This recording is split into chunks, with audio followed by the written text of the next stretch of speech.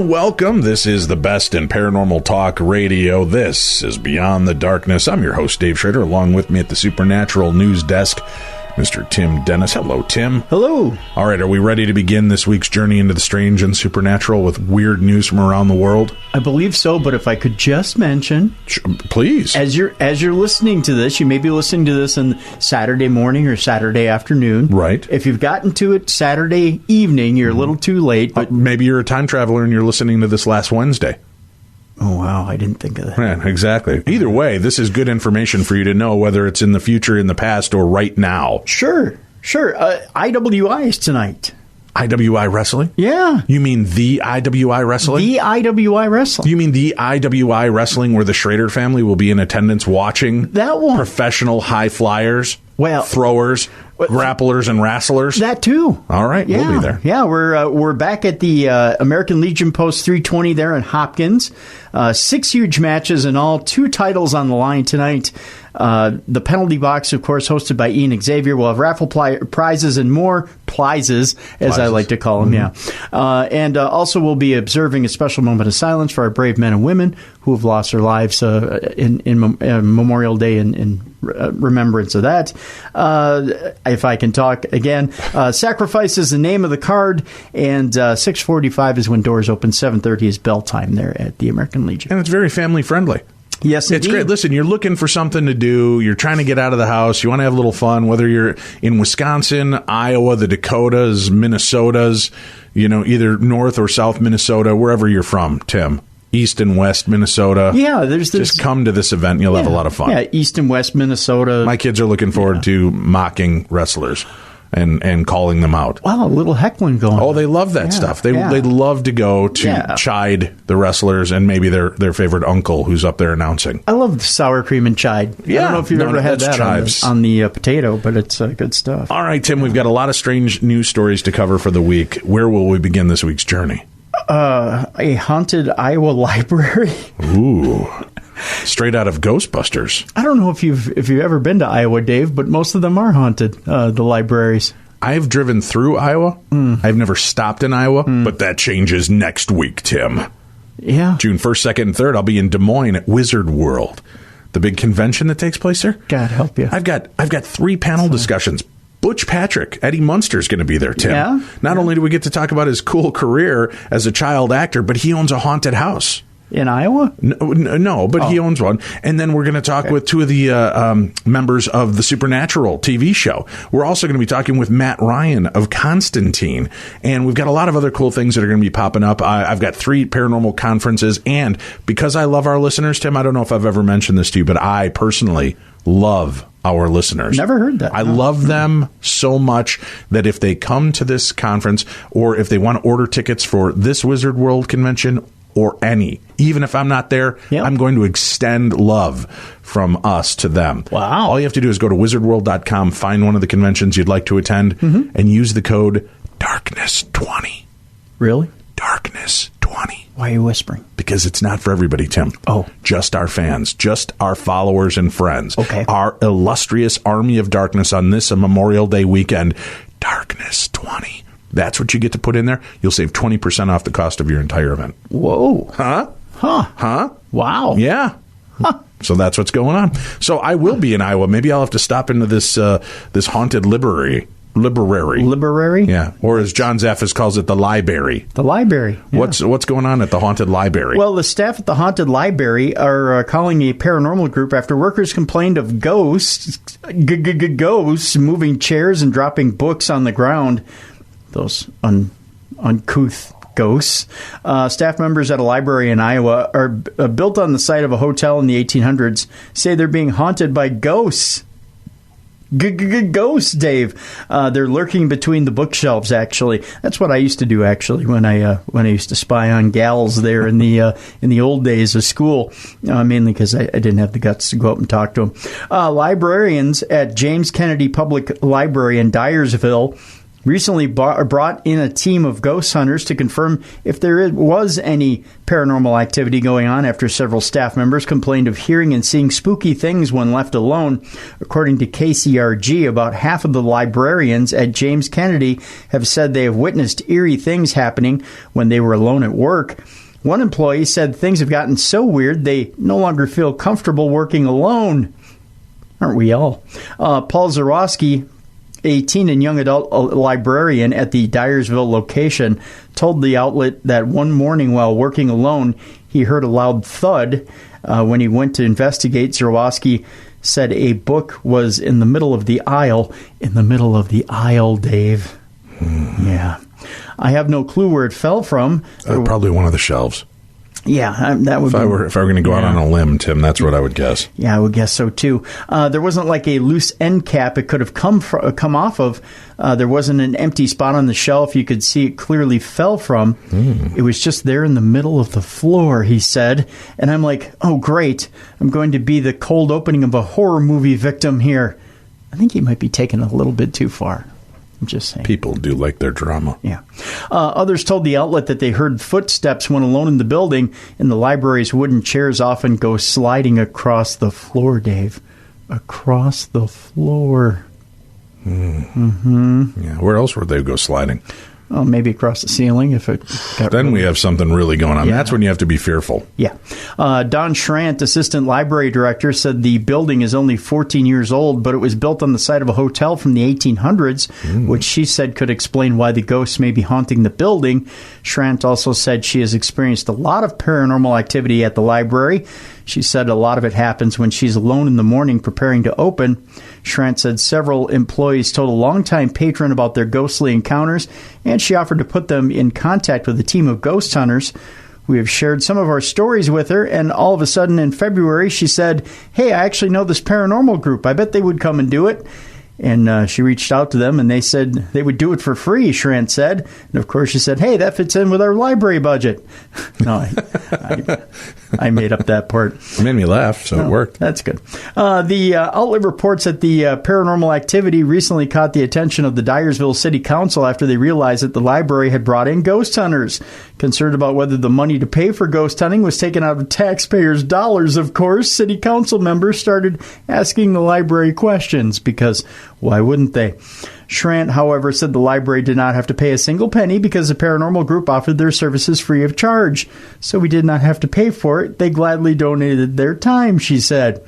Now, Schrant and her co-workers have to wait up to 6 weeks to find out if their library is actually haunted. She said they plan on revealing the ghost hunters' findings in the fall when they invite the group back to the library for an event. That's quite a while to have to wait. Yeah, it is. Well, it's pro bono work. So 4 to 6 weeks. Yeah. To process, then do it again in the fall. So what if all this buildup and you get there and they're like, hey, no, not haunted.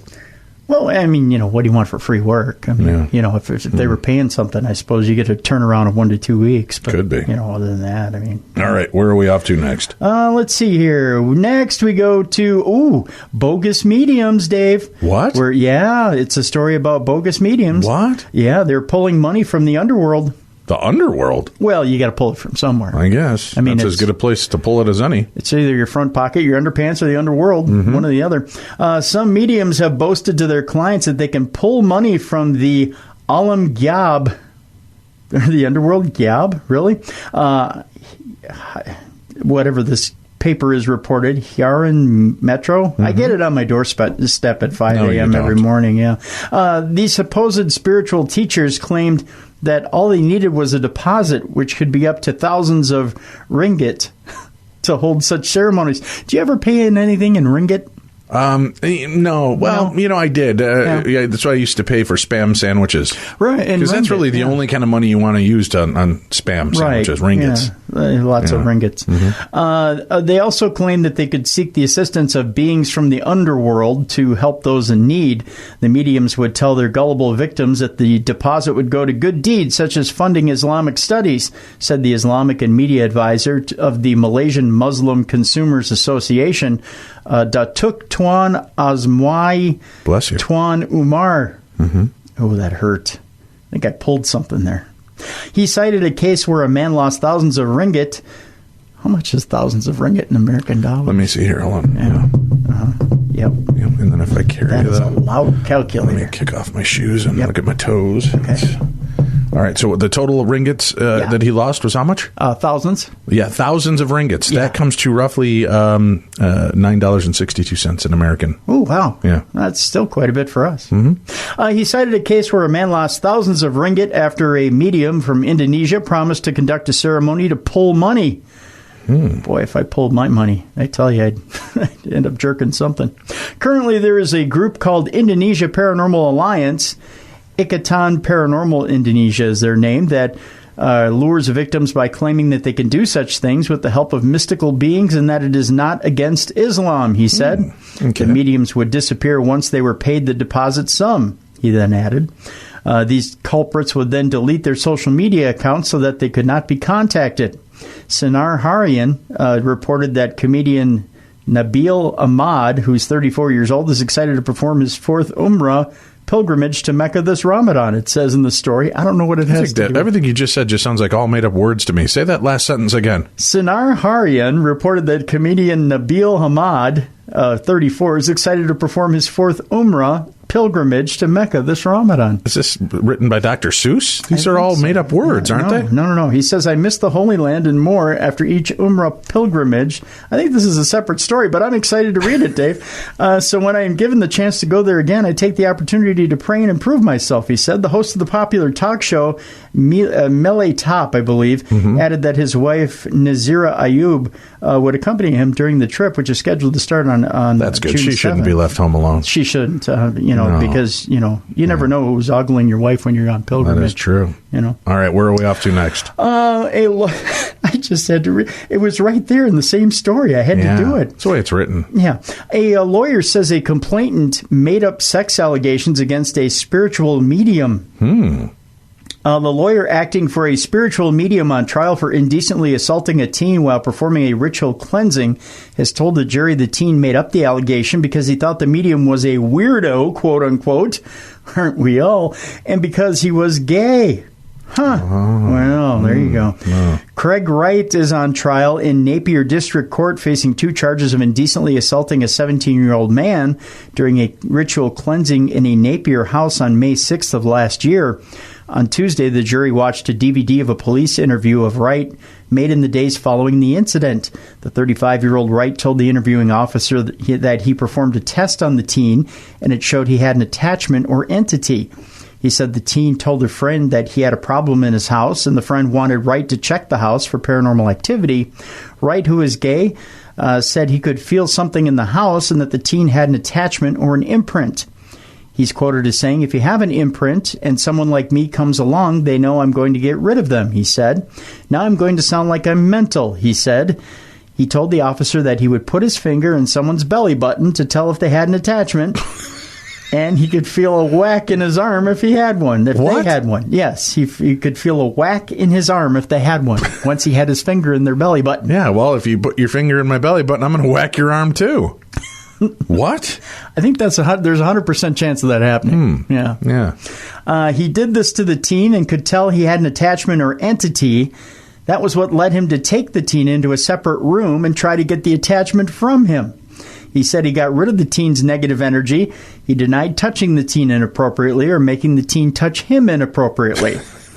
I don't know. You finger my belly button and there's a problem. It's a little too low on the scale there.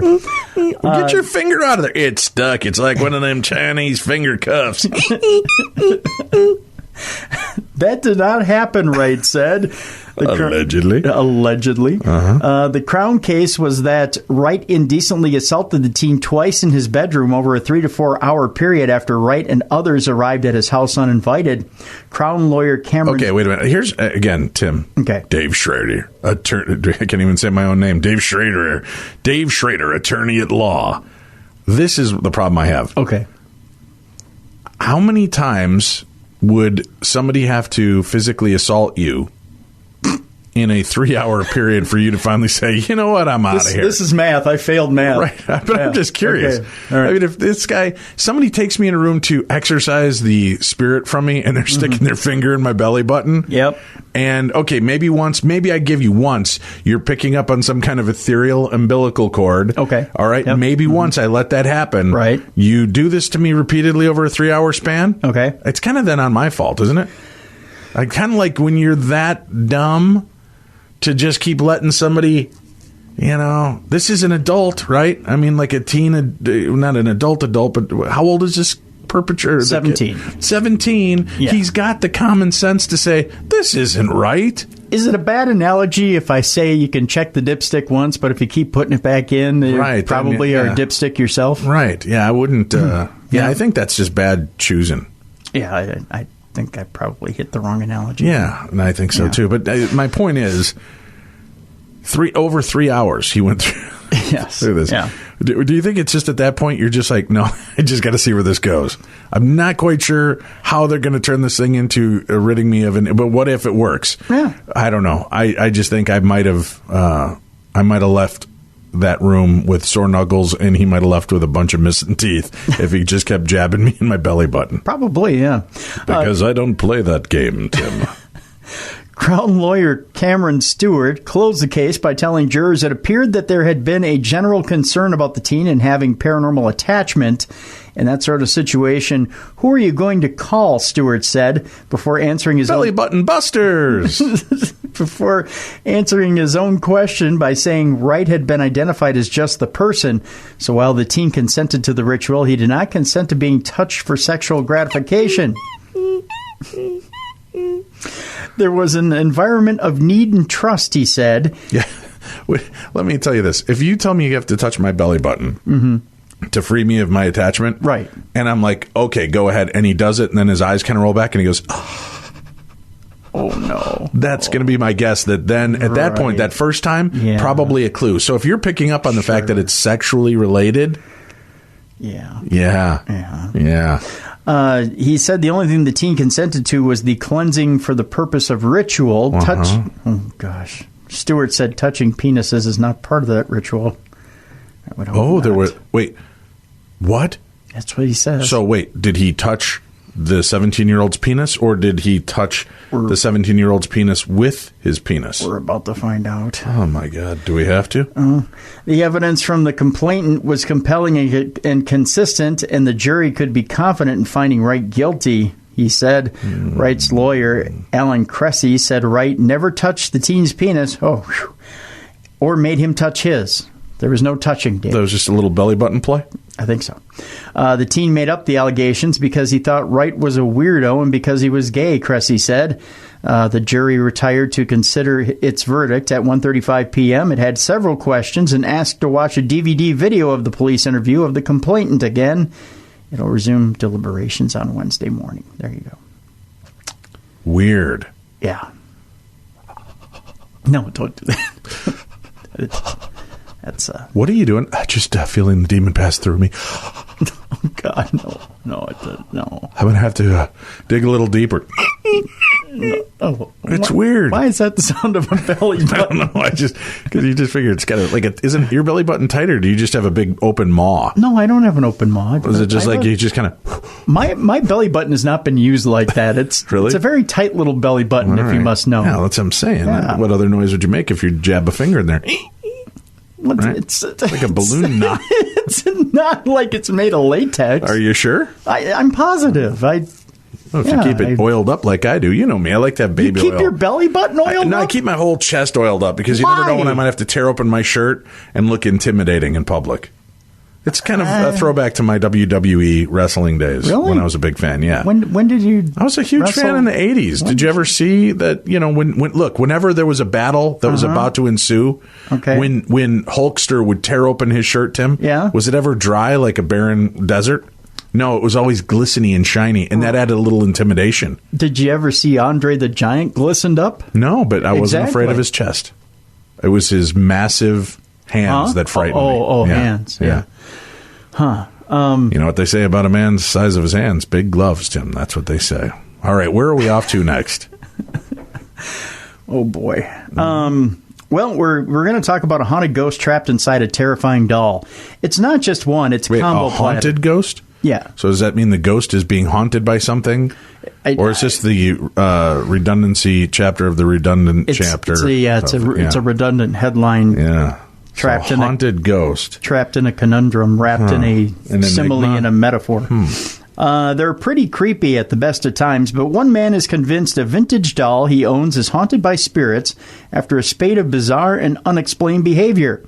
Paranormal Museum volunteer Ben Canham claims the doll, which wears a Victorian-era lace dress, is the culprit behind strange goings-on around him.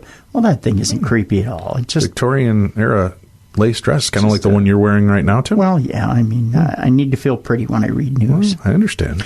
I've experienced tapping, knocking, and other strange sounds, he told the Metro. Like that? Yes, he's got the doll's finger in his belly button, just testing it for spirits. I've experienced tapping, knocking, and other strange sounds, he told the Metro. Once my bathroom light began flicking on and off, but the switch wasn't even moving. Ooh, how creepy. I hate when my bathroom flicks me on and off. The Leicestershire local has revealed that a note travels with the doll and forewarns anyone coming into contact with the doll of its creepy past. According to the note, the ghost of a woman named Sarah is bound to the doll, while the spirit of her late lover, Richard, can be found in a box that accompanies her. What? Sounds like a hell of an afterlife. Good God. Yeah. At least they're still together, Tim. Well, but not in the best of positions. Well. With previous owners reporting the doll moving positions and the box inexplicably opening of its own accord. Let me out!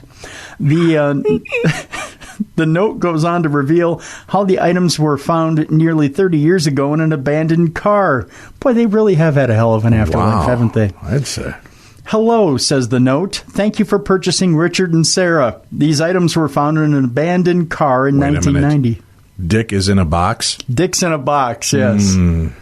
It's my dick in a box. Yeah, I think this might be shenanigans. I cry shenanigans! The woman who found them took them home. She took home Dick in a box, Dave. After a few days... It is the gift that keeps on giving. It is. After a few days, she started to notice the doll had moved positions and the box was open. This happened a few times. She started to hear giggling coming from the room that they were being kept in. Well, it was a small dick in a box. That's why. So there was so much giggling? Yeah. Eventually, the activity grew, and she found my aunt and asked for her help. My aunt took the items and held a seance. She learned that the spirits' names were Richard and Sarah. They were lovers in life and became bound to the items that meant something to them. Sarah is bound to this doll and Richard to the box. We all are. Well, you know, sometimes your dick gets bound to the box. We are unsure how they passed. These items were returned as the buyer reported walking up and down their stairs of a night and began to hear a whisper. This freaked them out, and the items were returned. UK law means that I must state this is for entertainment purposes only. Paranormal activity cannot be guaranteed, as experiencing the paranormal is different for each individual. Please use the white sage incense stick if required. Thank you. God bless.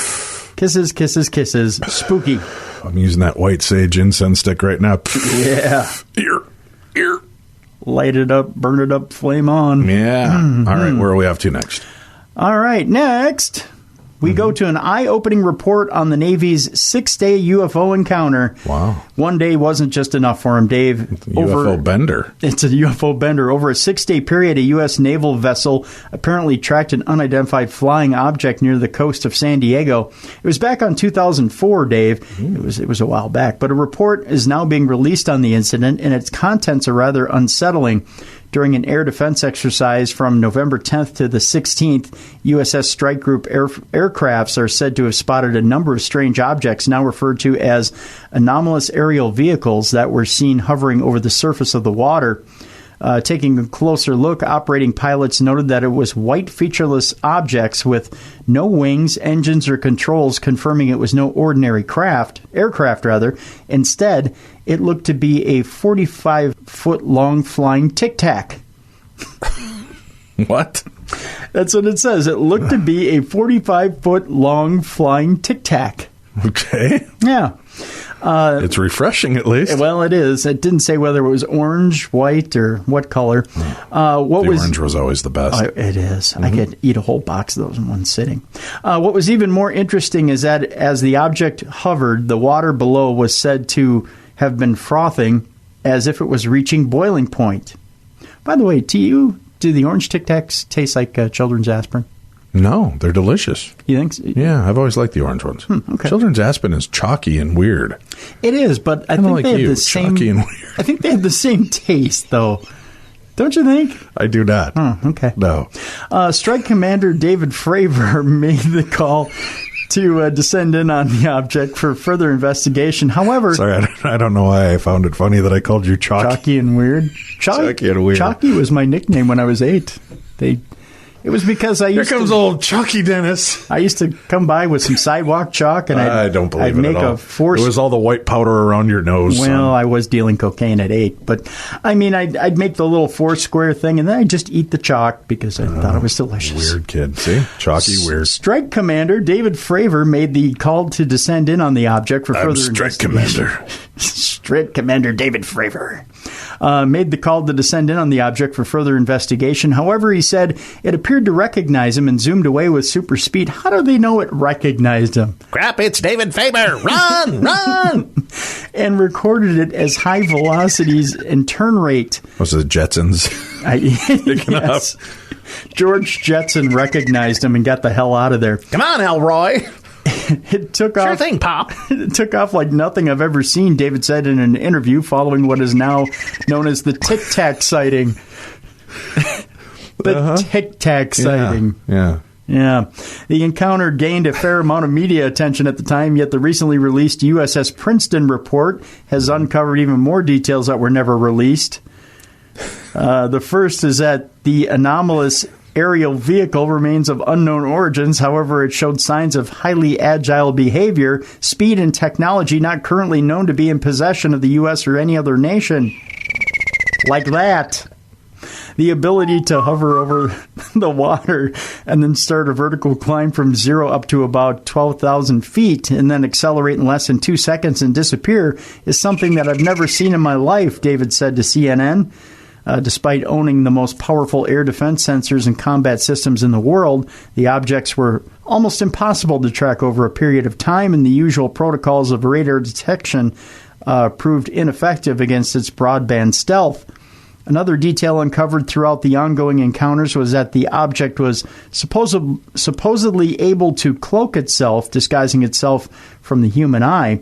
With this capability, the report highlights the potential for the object to operate underwater without being detected by advanced submarines and sensors. If this isn't a sign something else is out there, they don't know what is, according to this article.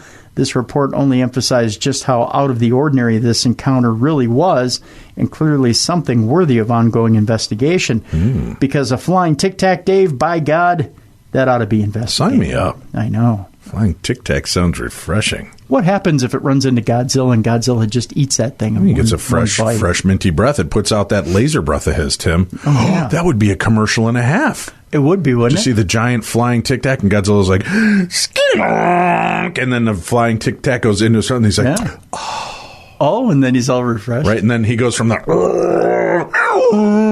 and then you just hear him, and he's like, this is fabulous. Yeah, I like it. I think that would be awesome. I think that would be the best commercial. That'd be like the best Super Bowl commercial you could make. Sign me up. Yeah, I like it. All right, where are we off to next? Canberra, where a man falls victim to the Uluru Curse. The what? The Uluru Curse. She was on Star Trek, Dave. Uluru? Oh, yes. Yeah. Lieutenant Uluru. Yes. I was a big fan. Yeah.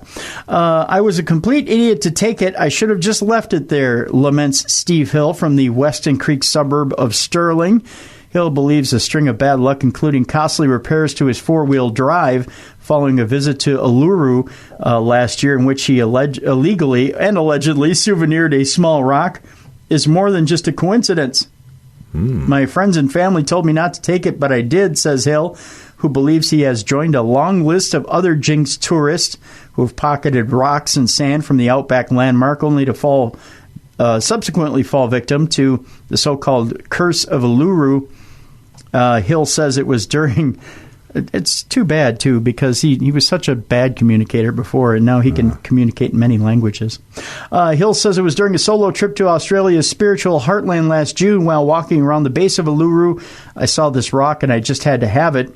Google Maps indicated I was at the old campground where Azaria Chamberlain went missing, so I thought I'd take a small rock as memorabilia, to put it up on the mantelpiece back at home. Sure. Hill admits that although he'd heard of the curse prior to his visit, he thought it was a load of baloney, so decided to take the rock anyway. Sounds like a load of baloney to me. When I called my daughters and told them what I'd done, they thought I was crazy and told me to take it straight back, but I didn't. Since pocketing the rock... Yes? That's the name of my new album, Pocketing the Rock. Hill has since been subjected to a long line of misfortune that has cost him more than $13,000 in repair to his four-wheel drive and considerable heartache. First, on the way home through the outback in Queensland, kangaroos started jumping at my Prado. I wonder what he named it Prado, huh? Come on, boys. He stole a rock. Let's kick his ass. I would never nickname it Prado. A thug band of rogue kangaroos. That should be the name of our band, Rogue Kangaroos. That is an awesome band name. I like it. It was just crazy. Instead of moving out of the way, they were actually slamming into my car, says Hill, who eventually limped across the NSW border and into Bourke for repairs. I've driven extensively through the outback and never seen such behavior from kangaroos. It was at that point I started to think maybe I shouldn't have taken the rock and that maybe I'd fallen victim to the curse. But for Hill, his bad luck was only just the beginning. A couple of months later, while driving in northern Queensland, the engine in Hill's Prado started blowing blue smoke and then blew up. The mechanics are still mystified as to what caused the engine to fail, says Hill, who believes it was no doubt the result of the curse. Not surprisingly, the rock has never made it into Hill's mantelpiece. I thought it was too risky to take inside, explains Hill, who stashed it on a shelf in his garage where friends don't even touch it for fear of falling victim to the curse. Hill says he has constantly felt nervy since taking the rock, and when recently all the photographs of his ill-fated trip to Uluru mysteriously vanished off his phone, he decided enough was enough. I've been planning a trip to Cape York for quite some time, but have decided to not only bring it forward to next month, but also make a 3,000-kilometer detour via Uluru, says Hill. I'm going to return the rock. It's just something I've got to do. I know exactly where I took it from, so as soon as I get to Uluru, I'll be returning it. Before his run of bad luck, Hill had dismissed the curse as New Age mumbo-jumbo. Hill isn't alone in returning a stone stolen from Uluru. It's just that most others return them via the post. In fact, each year the Uluru Kata-Juda National Park head office receives dozens of parcels containing souvenired rock and sand sent by guilty tourists from all over the world. In some cases, it has taken troubled tourists up to 40 years to return their rocks. That's a long time. Good grief. The largest return to date weighed in at 32 kilograms. Most of these keepsakes are returned with an apology note. For curses to keep the post office in business. Well, you know, right? Hence why in 2004, social researcher Jasmine Foxley of the University of Western Sydney coined the return items as sorry rocks. Of those seeking forgiveness, Foxley's research indicated that almost 15% of bad luck associated with the rocks, while the park staff welcomes the gesture of returning rocks to Uluru and also the nearby Kata-Juda. It also has become a complex managerial issue. To return them to the wrong spot would be disrespectful to the local Anagu people, the traditional owners of Uluru, reports Foxley. As a result, the rocks are usually placed in a neutral space, a creek bed not far from the Uluru Cultural Center. While Anagu law governing life and land does not recognize a specific curse associated with removing rocks, there are consequences for disrespecting the land. An Anangu elder once made the following statement about people visiting his country. They hear a little about this place and a little about that place, and they put it all together in one bucket and shake it up. Everything gets broken and mixed up. Put the lime in the coconut and shake it all up. You put the lime in the coconut. I think that's where that song came from. Yeah, I do too. Yeah. Everything gets broken and mixed up, and when they pour it out in their own country and try to remember, they don't know what pieces go together. They should take it home in their hearts. Then they'd remember. Curse or no curse, these words of wisdom will no doubt be echoing in Steve Hill's head when he sets off on the long drive to Uluru next month. Fingers crossed he has a safe journey. Yes, definitely. Good luck with that. Good luck to you, Steve. Yeah, you want to get over there and get your rocks off right away. Yeah, get those rocks off all over that peninsula. Yep. All right, where are we off to next? Well, Kiwi scientists are leading a new hunt for the Loch Ness Monster. It turns out that popular interest and belief... Actually, a group of Kiwi scientists are set to tackle the mystery of the Loch Ness Monster after more than 1,000 years of questions about its existence. The team is led by Professor Neil Gemmell of the University of Otago and is set to investigate the murky waters of Loch Ness in Scotland next month. The Loch Ness Monster is commonly referred to as Nessie. Supposedly has a long neck and one or more humps protruding from the water. Evidence of its existence is purely anecdotal, with a few disputed photographs and sonar readings. Popular interest and belief in the creature has varied since alleged sightings came to worldwide attention in 1933. The scientists will use environmental DNA sampling of the waters to identify tiny DNA remnants left behind by life in the loch. They will then use this information to establish a detailed list of all life living in the Loch Ness and make comparison between it and several other lochs to find how Loch Ness differs from other sites, if indeed it does. Gemmell says the approach works because life is messy. Whenever a creature moves through its environment, it leaves behind tiny fragments of DNA from skin, scales, leathers, fur, feces, and urine, Dave. Think of all that in the water. I do, and we'll talk about this when the story's done because I think there's another application for this. Okay.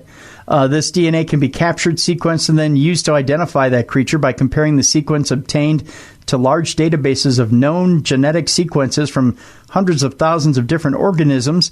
If an exact match can't be found, we can generally figure out where on the tree of life that sequence fits.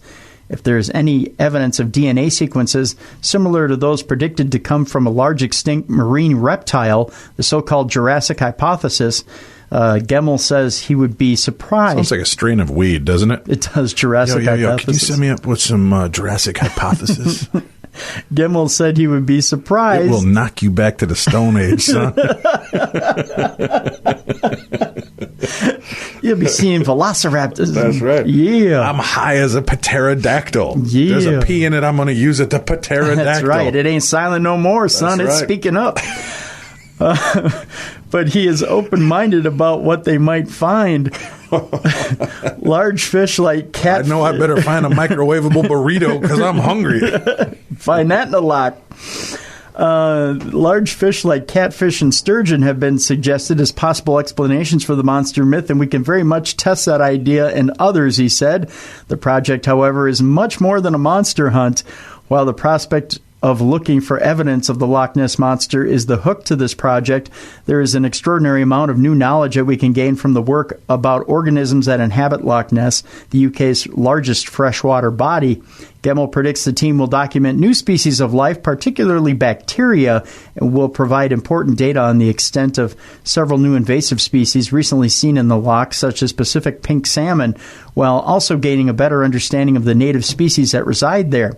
The use of eDNA sampling is already well established as a tool for monitoring sharks, whales, fish, and other animals, and it should be readily revealing what species live in the dark, mysterious waters of Loch Ness.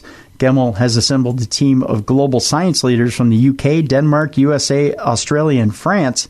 There is wide enthusiasm among team members for the project because of the opportunity to answer interesting questions, but also the opportunity to communicate to the scientific process.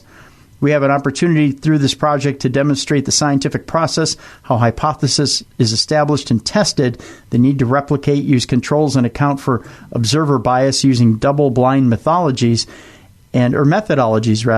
These are all important parts of this story, he went on to say.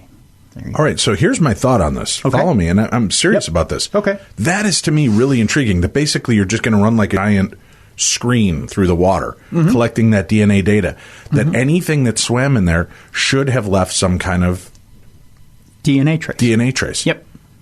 How many times are Bigfoot seen near a water source? Oh, quite a bit. What if we collect DNA from the end, like the opposite end of where the water's flowing? If Bigfoot is swimming, drinking, or even fishing there, right? They're in there grabbing the fish. Yep.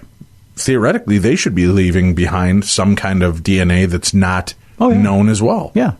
Hair, scat, something like that. Pee-pee.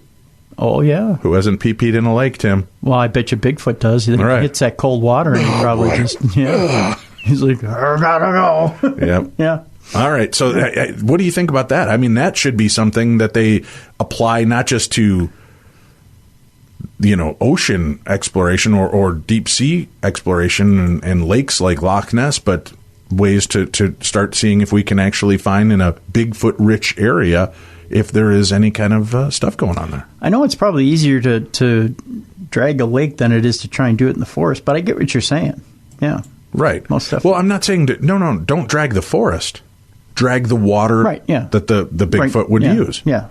All right, what's our next story? Well, Dave, the next story is about the story of Adolf Hitler. That crazy kid from Germany? Yeah, sure. Yeah. The story has been, and the conspiracy theory has been out there for a long time. And, a few years ago we had Gerard Williams on. I did an in-depth interview with Gerard Williams. And we were talking about... Wasn't he Buck Rogers? Yes, he was. No, he was Buck Rogers. I don't think he was. And he was a journalist. Oh. And we did a interview with him about Adolf Hitler actually escaping to Argentina, and the conspiracy theory that Adolf Hitler actually got away. Right. And Gerard actually dedicated 10 years of research to proving that Adolf Hitler had gotten away, that he had gone to Argentina, and he had help from, I believe it was Bavarian Motor Works, the people who had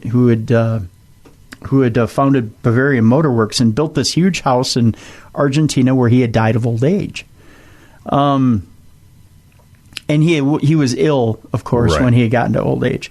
Well, there's been like South America, Argentina. They've even said that he's been seen in places like Switzerland. But they're saying now they might have the definitive answer on what took place. There's a scientific study that's debunking conspiracy theories that he escaped to South America. It turns out that the Führer's appalling oral hygiene allowed his jawbone, which is held in Moscow, to be identified by its false teeth. A French study also challenges the U.S. claims that the skull fragments were from a woman. A peer-reviewed study in an academic journal has proved that you might have assumed what you already knew. Adolf Hitler is dead and has been since he killed himself in a bunker in April of 1945. That scientists are devoting serious attention to proving this more than 70 years after the event may initially seem bizarre, but almost from the moment that the Führer died, a cottage industry of conspiracy theories sprang up to say that he was alive. Hitler has been spotted emerging from a German U-boat in Argentina with Eva Braun in 1945, surrounded by adoring fugitive Nazis in 1950s Colombia, and approaching the end of his days in the 1980s as a happy nonagenarian with a younger Brazilian girlfriend. Now, through French scientists... Buffy, can you please bring me a Coors Light? I'm very parched. Buffy? Well, she's much younger. She's Brazilian, yeah. Buffy, I need Coors Light. You know the other beers, they leave me heavy laden and I'm not happy. I don't like the cramping and the swelling feeling in my belly. And do we have those little Ritz crackers with the cheese already pre-spread? I love them. The German is drinking Coors Light. Now, when in Brazil. Yeah, well, of course. That and Brazil does a lot of importing of Coors Light. I like the cool, refreshing mountain water they use. I'm a big fan of Jerry Reed. Why did I go Austrian? I don't know. I don't even know. What accent did I just do? No, you do the very good. I don't know that I came up with anyone. Yeah. Jerry Reed. You went into Dopinder from Deadpool, I think is what you did. Now, though, French scientists have been allowed to examine a jawbone that has been jealously guarded in the archives of the Russian Secret Service since the 1940s. The analysis published in the peer-reviewed... Everyone wants to see our jawbone of Hitler. He's very big behind closed doors, I tell you. The analysis... Dillinger's penis and Hitler's jawbone. They have Dillinger's penis in Everybody comes to take a peek. The analysis published in the peer-reviewed European Journal of Internal Medicine... We even have Amelia Earhart's IUD. How did they get that? You don't want to know. Okay. Suggests that in this instance, the Russians were telling the truth. Hitler killed himself. SS soldiers burnt his body. That's our story. We're sticking to it. Soviet troops found the charred remains, and the jawbone ended up in Moscow. The snappily entitled study, The Remains of Adolf Hitler, a biomedical analysis and definitive identification. Oh, that's snappy, all right. Mm-hmm. Recounts how the French researchers were allowed access to the jawbone in the archives of Russia's FSB, the successor to the KGB, in March and July of 2017. Know me, comrade. You done with KGB? Yeah, you know me. The lead author of the research, Professor Philippe Charlier, told a French documentary that it had been possible to compare the jawbone held by the Russians to Hitler's dental records, thus allowing the Führer to be identified by his false teeth. Professor Charlier said that despite being only 56 when he died, Hitler had just 5 of his own teeth left. We first identified him by his dentures, which were extremely unusual and completely extraordinary shapes. They look like a bunch of chiclets stuck into silly putty. Very different than every other kind of false teeth we have ever seen. He said he liked to eat his meat with the minty, refreshing taste of chiclets. He sounds like Steve Martin. Professor Charlier told the documentary team there was a perfect anatomical and technological correspondence. The conclusion was further... No, I'm not kidding. Take a look for yourself, no? The conclusion was... comrade, you are onto something. The conclusion was further corroborated by electron microscope analysis of tiny samples from Hitler's few remaining real teeth, which found no traces of meat. Oh, so he cleaned the plate. Significant because despite his murderous intent toward humans, Hitler was a vegetarian. You don't say. Yeah. Huh. The state of dentures... I was watching my figure. The state of... My butt was getting flabby. I had to go to do something new. Oh. The state of the dentures also seemed to tally with the traditionally accepted account that Hitler took cyanide before a bullet was fired into his skull. The research team suggested that bluish deposits on the dentures might indicate a chemical reaction between the cyanide and the metal dentures. No, I was just doing pixie sticks before Eva and I got caught. The French researchers also went some way to contradicting a University of Connecticut study, which in 2009 caused a sensation by claiming that a skull fragment with a bullet hole stored in a different location to the jawbone was from a woman, not Hitler, and not Eva Braun, because she poisoned rather than shot herself. The American academics had been able to examine and take DNA samples from the skull fragment that ended up in the Russian State Archive in Moscow. They did not, however, examine the jawbone in the possession of the FSB. For the French researchers, the situation was almost reversed. They were allowed to take material from the jawbone, but were only able to look at the skull fragment without taking DNA samples from it. This meant that they were not able to fully replicate the American testing, which found female DNA, but Professor Charlier insisted that anthropological examination of the skull fragment could not establish a dead person's gender. From the anthropological perspective, that absolutely doesn't hold, he said. When doing a diagnostic of the skull, you have a 55% chance of getting the sex right. That's not much better than chance. The University of Connecticut findings were used by a TV production team as the basis for a documentary that was broadcast on the History Channel with the sensational title Hitler's Escape. Suggesting such a conclusion from the skull fragment alone may have been risky, however. The new French study seems to suggest that whatever the provenance of the skull fragment, the jawbone is from the Führer, and therefore there was no miraculous escape for Hitler. Moreover, the jawbone's authenticity seems to be further corroborated by the publication last month of the English translation of the memoir of wartime Russian interpreter Elena Rzhevskaya. Ms. Rzhevskaya, who died last year, but who published her account in Russian in 1965, told how in May of 1945 she was part of a Schmerz counterintelligence unit scouring the ruins of Berlin for Hitler's body. She described her commanding officer handing her a cheap jewelry box and telling her when she asked what was inside, she was told Hitler's teeth, and if you lose them, you'll be answerable with your head. As she opened the box, she stared in amazement at the partially flesh-covered remains. The colonel explained that he had no access to a safe, so he was entrusting the Fuhrer's teeth to her because, as a woman, you're less likely to you're less likely than a man to get drunk and lose them. With two superior officers, she went looking for Hitler's dentist, only to find that he had fled to Bavaria. But they found the dentist's assistant. Why the big move? You're not real popular on the circuit when you're known as Adolf's dentist? I guess not. They found the dentist's assistant, Kathy Huserman, and once they had assured her that they had not come to... I'm just cracking open a Coors Light. Not a problem. Sit back, because this gets more interesting. Once they had assured her they had not come to rape her, she took them to the dentist's surgery inside the ruins of the Reich Chancellery. I can't say it. Chancellery. There we go. There, Ms. Rejevskaya recounted they found Hitler's dental records and teeth x-rays. The following day, just to be sure, interrogators asked Frau Heiserman to describe Hitler's teeth from memory. Ms. Rejevskaya, who was translating, recalled that what the dentist assistant... They look like chiclets in a string of silly putty. They're very metal.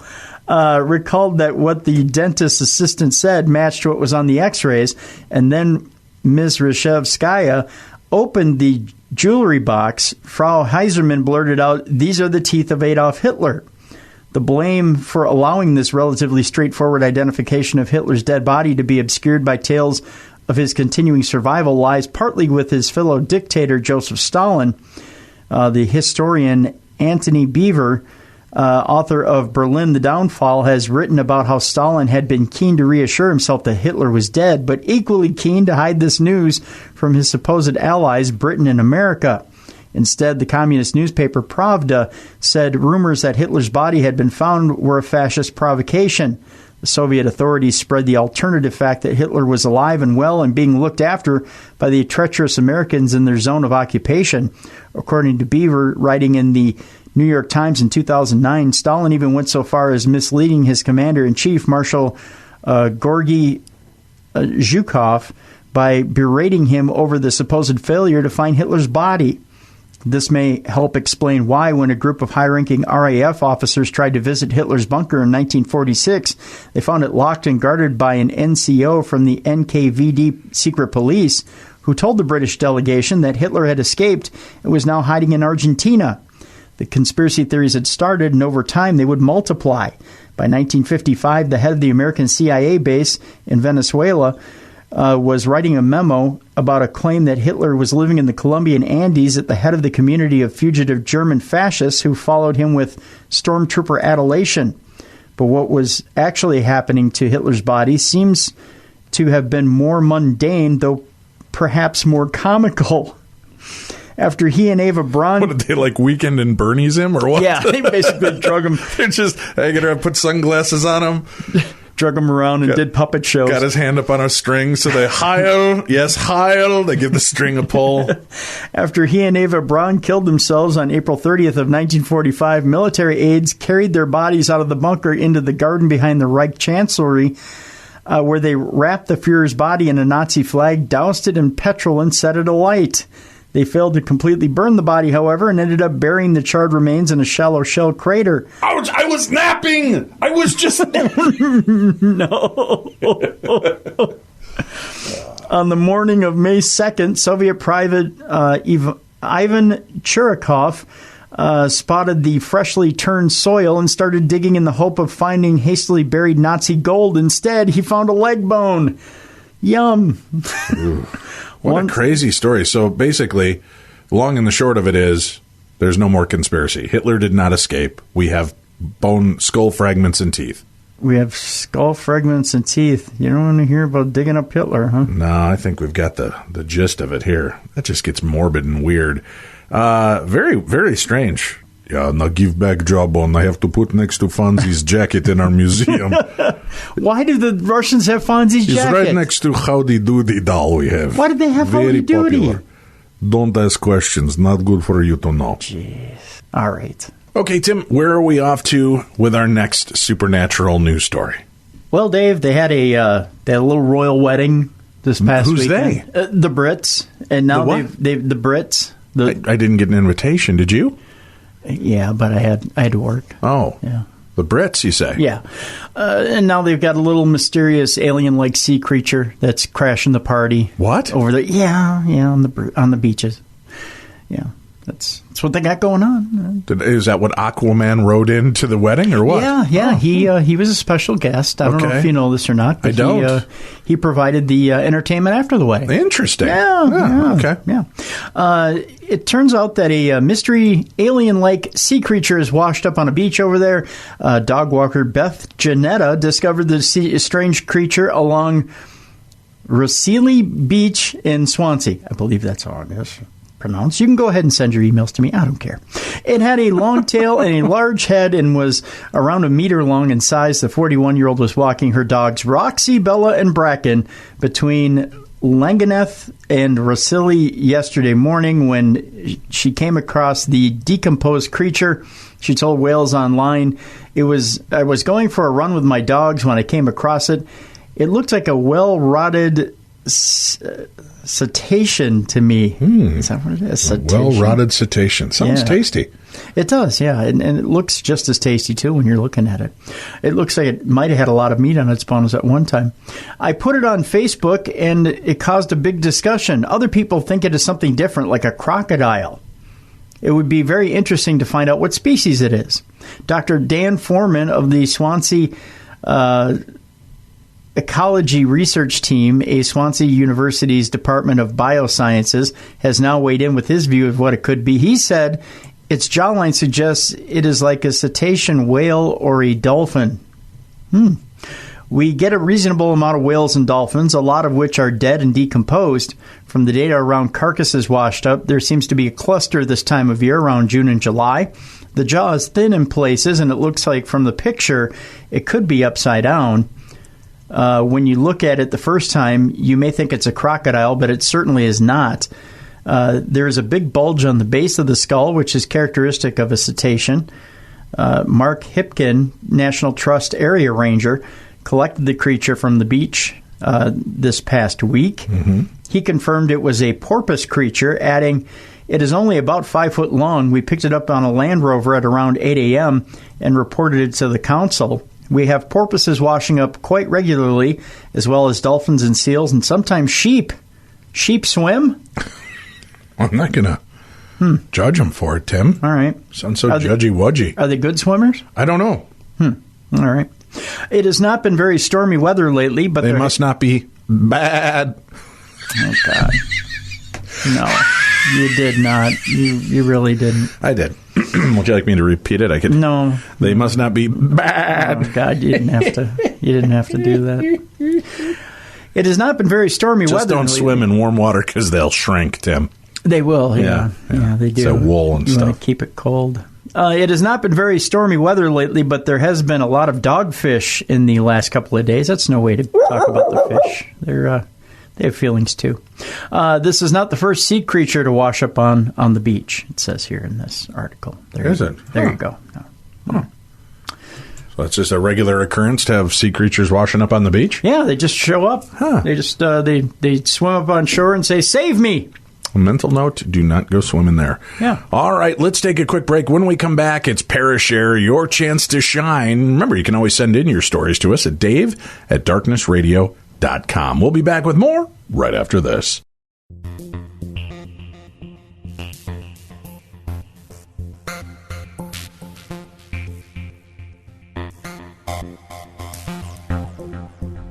Beyond the darkness.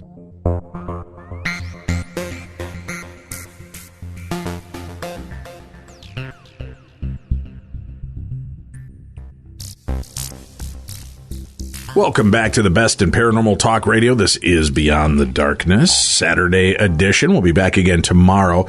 It seems there's something in the skies over Iowa, Tim. In the skies and on the ground, they're having cases of UFOs, crop circles, cattle mutilation, and Comic-Cons. Well, I was going to say they slaughter pigs. I know that. And They do? They got soybeans, and they got...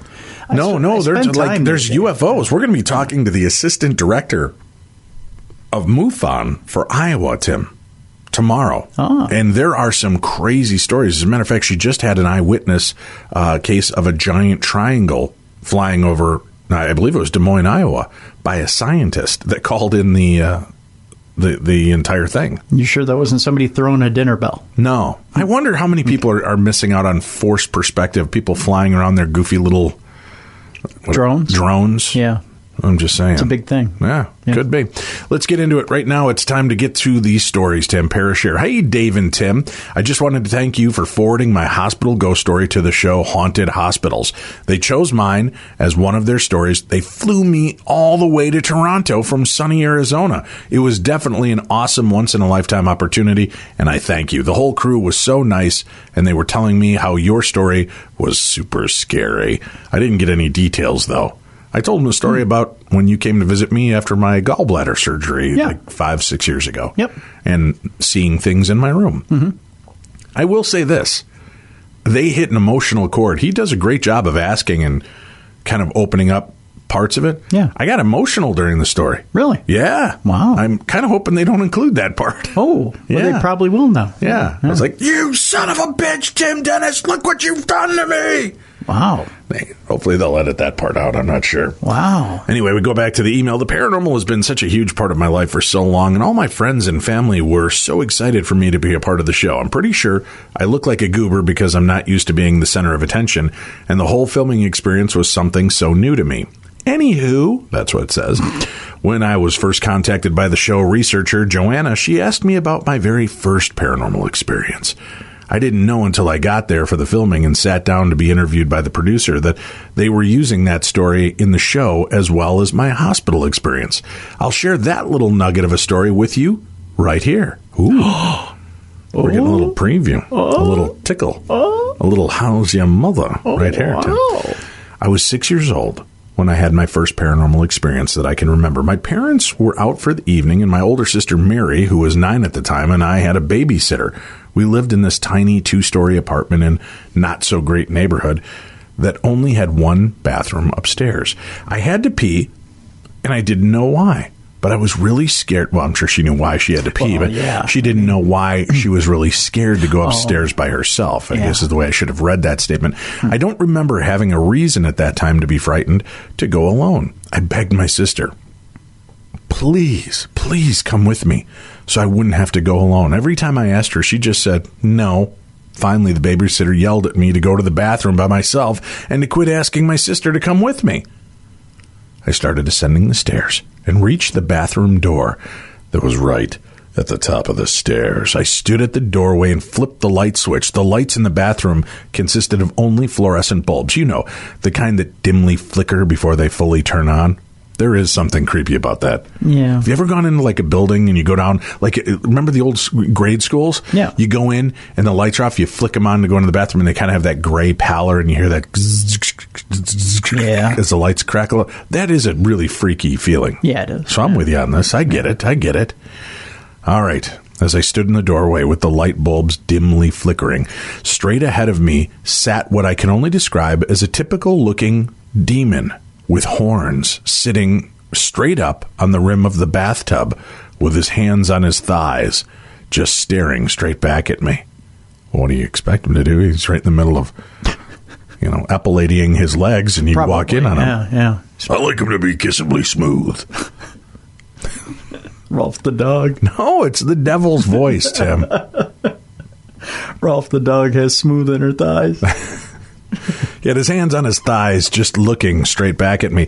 We sat there, eye-locked, as the fluorescent bulbs continued to flicker for what seemed like an eternity, but was probably no more than 1 or 2 minutes. I remember the dim flickering lasting longer than usual. I was absolutely terrified. Once the bulbs finally turned on, the devil was gone. Hey, occupado, my friend. Easy with that light. I want to see if they recreated our way or her way. Yeah, right? Yeah. Well, pardon me. How about knocking next time? All right. In all honesty, I was so terrified that I didn't even know what happened right after that. Not sure if I peed myself or held it after I ran back down the stairs. I don't know. My mind right after the encounter just went blank. I do, however, remember telling my dad later that night after he and my mom were home, and he told me in a very serious tone that he believed me. I was comforted knowing that he didn't think I was making it up. I don't think that experience came up ever again, and I don't remember telling anyone else about it for many years. After I got back from filming haunted hospitals in Canada, I was telling my older sister Mary about my experience filming there, and that they were using my 6-year-old devil encounter for the show. I was rehashing with her and told her what I honestly can't remember what happened right after I saw the devil. She said that she remembers me coming downstairs and telling me what happened, and she booked it upstairs to the bathroom to see if she could find out what scared me. She said she was moving the shower curtain around to see if the devil was hiding in it, and obviously found nothing. I never saw the devil again, thankfully, and I don't really know or understand what the whole experience meant or was for, except to maybe just scare the living crap out of me. This story is the beginning of many scary stories and encounters for me, of which I will continue to share with you in future emails, Tim. No. I do her a solid. It's kind of, being a dad makes it sound like I pooped for her, but Well, a little bit. I do her. I got her a TV show. You think she could just shoot me an email with all kinds of cool stories? Yeah. I just gonna spoon feed them to us, Tim, one at a time. No. When it's convenient for her, Tim. Typical. But wait, I'll give you one more story, she says. What? Oh, look at her. She pulls it back and then slips up the skirt to reveal just a little more for us, Tim. Wait, that came out sounding wrong, but you know what I'm getting at. Yeah. But wait, I'll give you one more story. Yay. The very next paranormal experience that I can remember. I had just finished 6th grade. Not 6th grade. It was another hot summer in good old Arizona. My mom, older and younger sister, and I moved into a 2-story townhouse after living with my grandparents for some time after my parents had divorced. My mom, still in a clean freak, or I should say my mom was and still is a clean freak. Sometimes I have trouble with words, Tim. Me too. And one evening told me to vacuum my bedroom. To vacuum her bedroom, Tim. Oh, my God. The vacuum was the really old kind that had a small base with a handle, a long hose, and a plastic attachment to clean the floor. Up to this point, I had not had any paranormal experiences in this house. In my room was my bed, and a dresser, and a desk that my aunt had given me. Did I make that sound ominous enough? I mean, I'm just basically describing a room. I'm scared of the desk. But I'm trying to set that whole mode. Yeah. Or mood. Yep. Maybe the mode of the mood. The mode of the mood. Or the mood of the mode. Mood of the mode. Either way. Yep.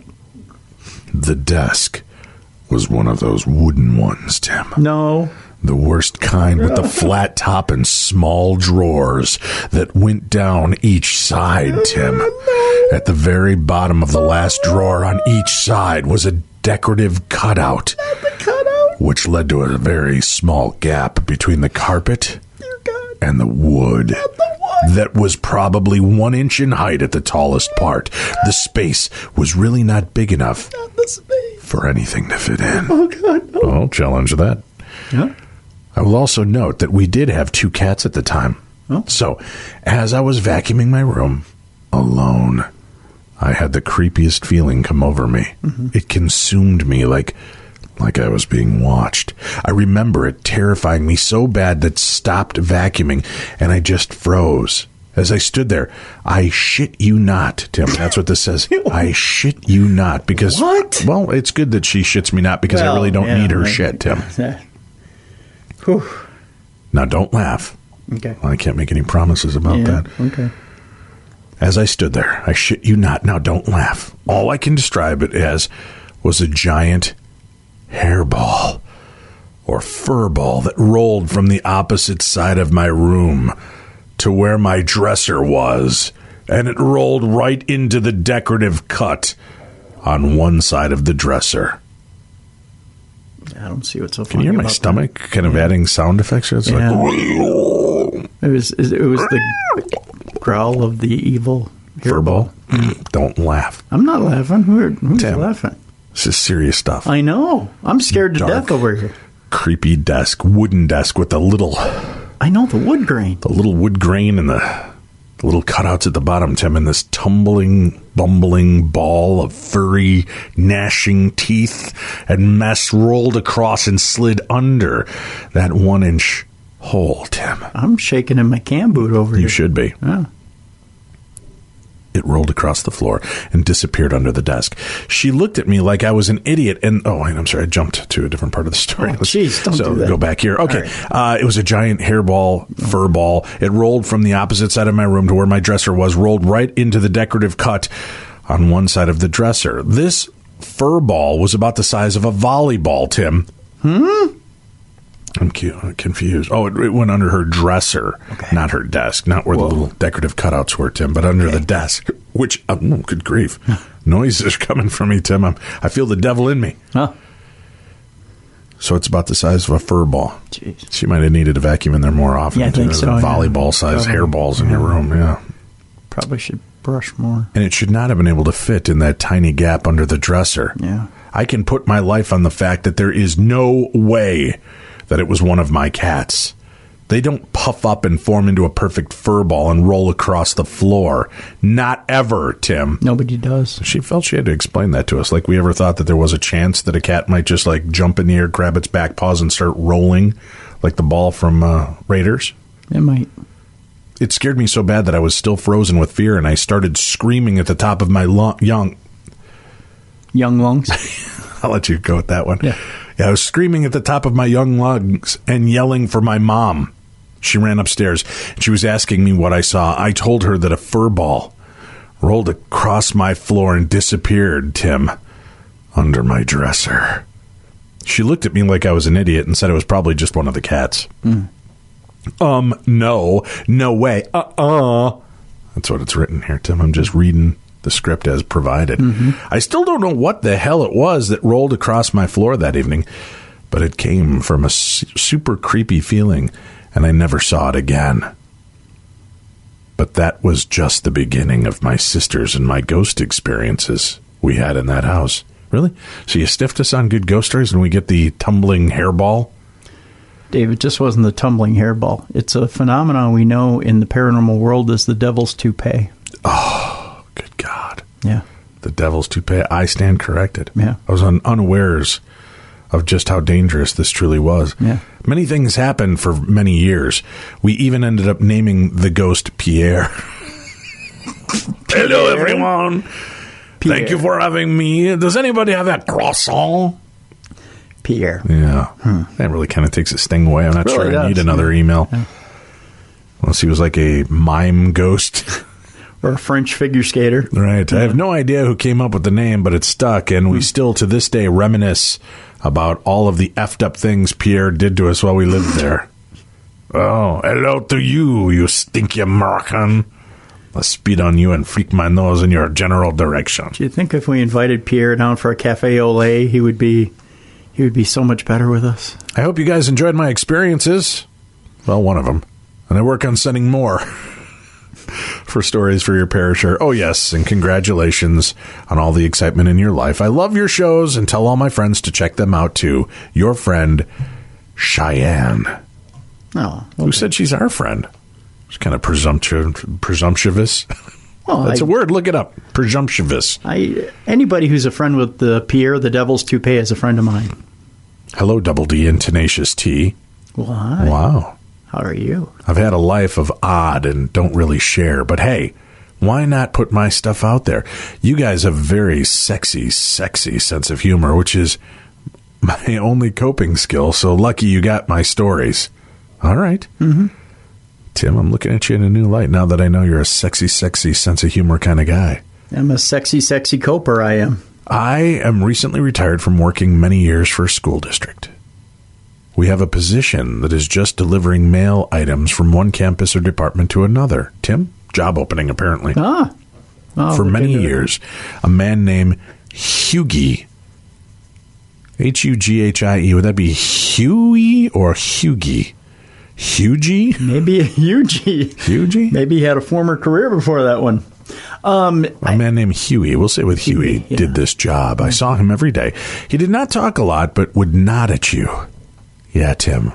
He would nod at you. Ugh. When he retired, his brother, Maurice, took the job. Is he a space cowboy? Is he a gangster of love, Tim? He is, yeah. Some people just call him Maurice. Because he speaks to the pompatus of love, Tim. He does, yeah. Mm-hmm. Yeah. He took over the job. One day, I was going down a residential neighborhood on my way home. I stopped at a 3-way stop on Old Boston and Wade. Standing at the stop sign next to a house on the corner was Huey. He looked at me and nodded.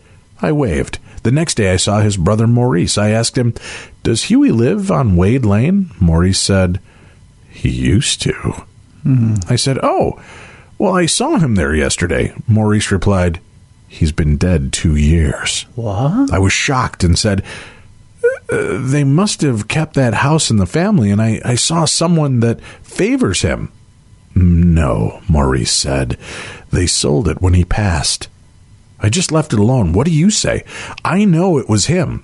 He had some distinct facial features. It was daylight, and he was like 12 feet away from me. But here's my quandary. Did I see a dead man? Or had he lived there so long, walked this property so much, that I just saw an imprint?" Residual, you say? Or were you looking through the veil of time? Huh? Signed, Lala Lee. Lala Lee, Tim. It's very lyrical. Well, Tim and Dave, my tale for you. Tim and Dave. Oof. Misdirected. My tale for you, I had just gotten a promotion for work. I was excited. I was taking over as manager of an old fortification in the Gulf of Mexico. A dream job, if you're a history buff. So we moved into a house on the property and set about remodeling the old house. Now, my wife at the time was 8 months pregnant with our son. Within a week of us moving in, we knew we were not alone within the house and grounds. On several nights, we would both be woken up at exactly 3:10 a.m., Tim, by the sound of a cannon going off. I've woken up to that similar sound in my room. Really? Yeah. It's a muted cannon with a silencer, apparently. Wow. Huh. It happened several times within the first month. It became commonplace for it to happen, and we would go to sleep as if it never happened. Fast forward to my son being born and brought home to his own room. As new parents, we did everything that you typically did. We painted the room, set up all of the baby stuff, etc. I called his room the Fortress of Babydom. I like it. Mm-hmm. Yeah. Got to get it like a plaque chipped in crystal to hang above the door that says that. Yep. One of the things we had set up in his room was one of those new baby video monitors set to look over his crib. We would hear my son and watch him in his sleep just to be sure everything was fine. After a couple of nights, we heard him moving around, so I went to go feed him, and when I stepped into the hall and looked into his room, I spotted something that made my heart skip a beat, Tim. Standing next to the crib was a man who looked to be dressed in an old Civil War-style clothes, complete with the wheel hat on his head. He was looking over my son. He looked up at me and made eye contact, and I got the overwhelming feeling that whomever he was. Nice use of it, whomever, Tim. Wow. Whomever he was there to keep my son safe. Standing there, I was hesitant to move or speak, and the visitor stood straight and offered me a salute and then faded from sight. This all happened within a minute of time. As I rushed into the room to make sure my son was safe, I caught the faint smell of pipe tobacco. Boy, it's bad when the kids are hitting the pipe that early. It really is, yeah. Needless to say, I told my wife, and we started researching the history of the house. It turned out that the house had a caretaker who died in the house, and he was buried not far from the house in a soldier cemetery that now sits underwater. How did they... Oh, never mind. What? How did, I mean... It's underwater. I know, but... Now, that's just the first of many sightings we had at the old fort. I'll have to give a rain check on the other stories. I know you hate when we do that, but I promise I'll send you more when I can. My thanks, and please keep up the excellent work. A faithful follower and member of the Darkness Army, Daniel. Oh, we'll think about it. We'll get to giving you more shows when we can, Daniel. How do we place flowers on the grave if it's underwater? How about those water lilies? Oh, yeah. That might see? be a good idea. Yep. That, in the Fortress of Babydom, what if the ghost would have been Marlon Brando? Wow. Yeah, old Jor-El shows up. Jor-El? Yeah. Hi, Tim. Hi, Dave. What the hell is going on here? Hi, how you doing? Hi, Tim. Hi, Dave. My name is... And I didn't even get capitalized on this one, Tim. No? Oh, small My name is Adrian. Nice name, Adrian. Hi, Adrian. In South Carolina, and I'm 10 going on 11. Aw. Oh, I'm just... Hi, buddy. Let me restart this, and you can edit that now that I just got done mocking a 10-year-old.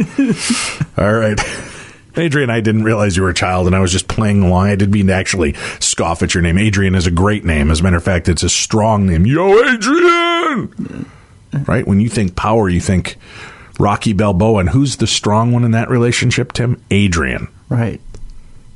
Well, it's just going to be a boy, and I'm talking to him like it's a girl. Yeah. I can't win, Tim. Just take three. Are you ready? Ready. Hi, Tim. Hi, Dave. Hi. Oh, that's a nice way to start it off. I like letters like that. My name is Adrian. I live in South Carolina, and I'm 10 going on 11. And I've had experiences with the paranormal ever since I was a child.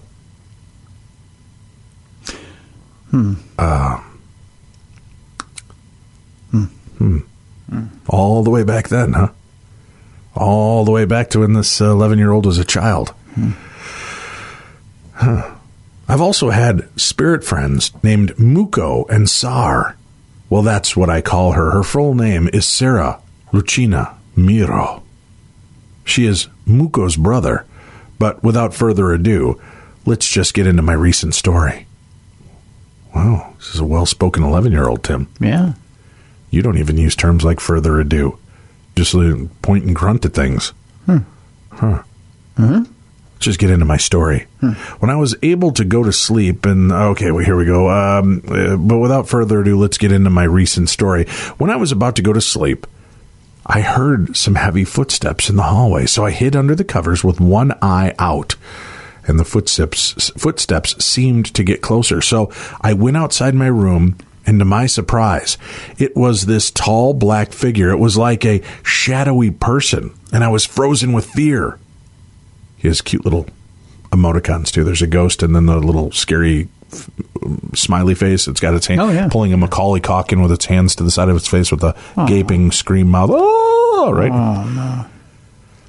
I could move a little, and I stepped back into the room, or stepped into the bathroom and turned on the lights. When my eyes finished adjusting to the light, the creature was gone.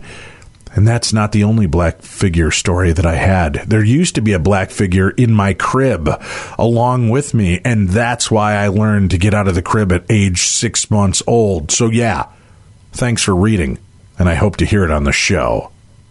You heard it, Adrian. Yep. Tim? Yeah. For, I think, our youngest writer writing in. Yep. Although not a child anymore, Tim. No. As made clear. Adrian, thank you for your story. There you go. Well done. You get the clap from Darkness Radio. As far as those shadow people, invest in a flamethrower. I think you're old enough to buy a gun now. No, bad idea. What? Bad idea. No? Story for Dave. Ooh, that's the way this one begins. Story for Dave. All right. I don't even see a mention of you in here, Tim. That's all right. That's awkward for both of us. That's Story for Dave. Last night I went to bed early. My husband was in the living room as he stayed up to watch TV. Maybe I should read this beforehand to make sure this isn't like some kind of weird sex story first. Oh, yeah. You know, maybe it's like, hey, this is just a story for you, Dave. Yeah. She was wearing lingerie. What? Peanut butter smear. Huh? Nope. Seems normal. Okay. Oh, okay. Last night I went to bed early. My husband was in the living room as he stayed up to watch TV, and my son was in the office on his computer. I went to sleep only to be awoken by a red orb. Oh. The orb was hovering over my bed about 4 feet above me. It appeared three-dimensional, about 7 inches round. It looked as if it had an up-down weave to the center of it. like two hands interlocking fingers, or an Easter egg design. I became fully awake, and I was not scared by it. I was more curious by it because I felt as if it was checking up on me, Tim. I did not have the feeling, and it's capitalized, I did not have the feeling like it was a spirit, as I have seen shadow people before, and this was nothing like I had ever seen. It did not scare me at all. I looked at the clock, and it was very early, only 9:35 p.m. Once it noticed I was awake, it gently glided up to the ceiling and passed through it and was gone, Tim. My bedroom shades were drawn. No light was in the room. This was not car headlights or landscape lighting, Tim. I sat up. I began Googling from my phone, red orb in bedroom, but I found nothing. Really? I think you type anything in bedroom and you're going to find something interesting. Yeah. I posted this because I just didn't want to be the only one. And if someone else had this happen to them, I don't want them to think they're crazy. Yes, I believe them. I asked my husband and 21-year-old son if they had heard or saw anything now or in the past like this, and they said no. Now, a little bit about me. I do not drink, and I have never, ever underlined in black bold striping any drugs, Tim. Seems like you're trying to sell us on that idea a little too strong. I am a normal, average married wife of 23 years and mom of 49 years young. I have my own business as a decorator, and I live in Central Florida. That explains it all, Tim. It's a Floridian thing. In a country home off a Main County highway. I was in a good mood as we were celebrating my son getting a new job as a fireman EMT. Congratulations. My son is also a fireman EMT. We had just come home from dinner at the Olive Garden, Tim. Oh, your where family I had there. Soup. See, she's really selling us on how good of a mood she was. Yeah. Their soup is delightful. Nothing weird. So it wasn't like I ate something weird, and it wasn't a red fireball of anger or anything. I just hope that my story helps someone, and that comes from Kristen. That's interesting, Kristen. A red ball. We've heard the red balls of light. Blue balls are big in the bedrooms, too. A lot of people will see blue balls in the bedroom. What? Yeah, they'll hover over the bed. They what? I'm just saying. Red balls and blue balls are two of the biggest. Yeah, those are the two biggest. Now, the white balls are usually seen outside. They're kind of like shooting around, especially like following cars. But in the bedroom, I'm telling you, blue balls and red balls reign supreme. Blue balls are huge in your bedroom, huh? I don't want to talk about it, Tim. I don't want to talk about it. You sure? I'm here Tim, for you, I'm buddy. not talking about it. I'm here for you. Okay, Tim, our final story for today. Hey, Dave. Back in 1999, I was working as a respiratory therapist at a nursing home in Mattoon, Illinois. Long 12-hour days. I would have 4 resident patients and see each 4 times a day. In reality, I was less of a medical professional and more of a friend who visited 4 times a day that they could talk to, and they told some amazing stories. One guy, who I'll call Bill, told me a couple of really good ones. Sometime before I met Bill, had his leg amputated above the knee due to complications from diabetes. And for some reason, they actually buried his leg with his boot on. I guess because when he died, he wanted to be buried with it. Anywho, soon after, he complained to the staff that he could feel the heel of his boot rubbing on his stump, and it was really annoying him. He kept telling them, "You must have buried my leg upside down," and they laughed him off. But he kept insisting they check, and when they finally did, as you guessed it, indeed, the boot was upside down. Whoa. They flipped it over, and the problem went away. He told another story that happened many decades earlier, maybe the 30s or 40s, about what became known as the kissing bandit in Mattoon. Something strange was happening in Mattoon, where random women could be doing something like the dishes with the window open and be overcome by what some theorized was some kind of gas, and they would be kissed. The reports went global, and as an interesting result, roused the attention of some feminists of the day who actually wanted in on the action, and women were coming from all over the place to get some love. The FBI did not find this amusing at all and set up shop all over town to catch this kissing bandit. So one day, young Bill was downtown and spotted a car full of these girls who seemed to be flirting, so he approached the car only to get rushed and slammed by FBI agents.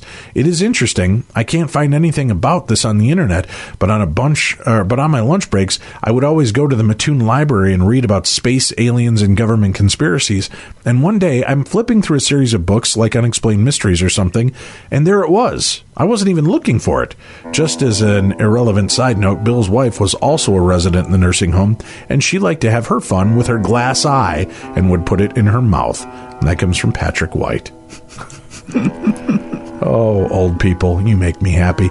All right, that's it for today. We'll be back again tomorrow as we look over the skies of Iowa. Something's up there, and they're watching us, Tim. They're watching us! That's what I hear. For Tim Dennis, I'm Dave Schrader. You've been listening to the best in paranormal talk radio. This is Beyond the Darkness.